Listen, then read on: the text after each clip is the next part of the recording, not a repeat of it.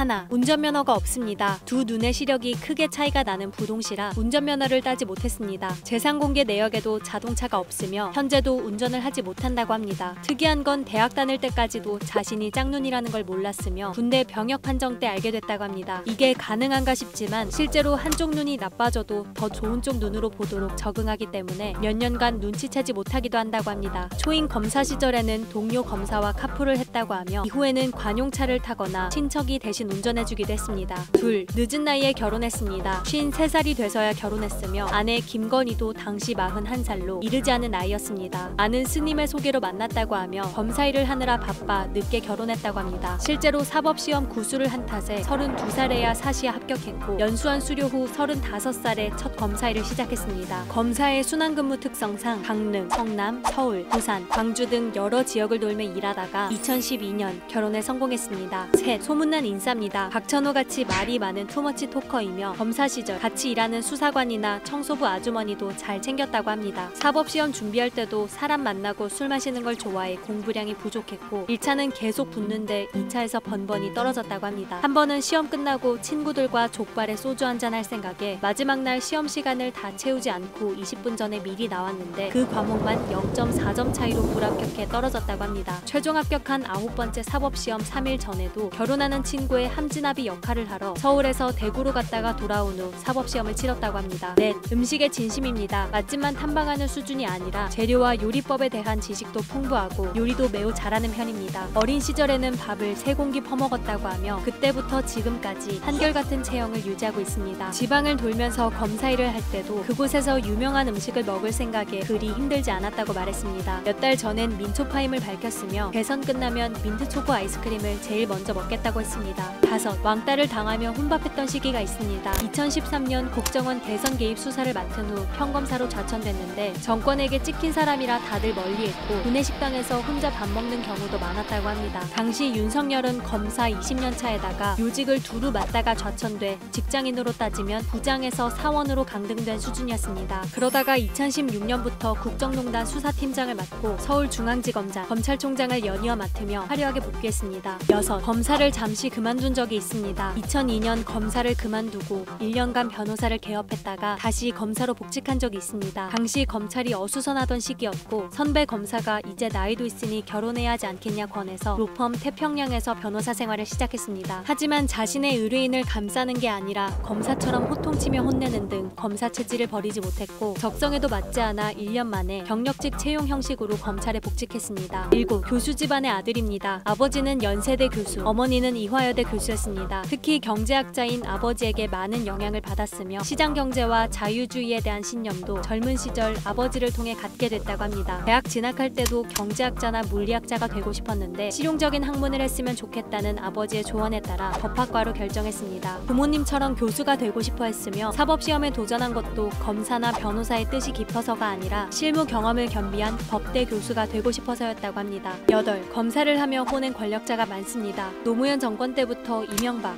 박근혜, 문재인 정권까지 진영 가리지 않고 골고루 보냈습니다. 이를 시간 순서로 살펴보면 안희정, 정몽구, 최태원, 이상득, 이명박, 원세훈, 박근혜, 이재용, 정경심으로 모두 윤석열이 기소했거나 사건을 지휘해 유죄를 받아냈습니다. 이상으로 윤석열에 대해 알아봤습니다. 감사합니다.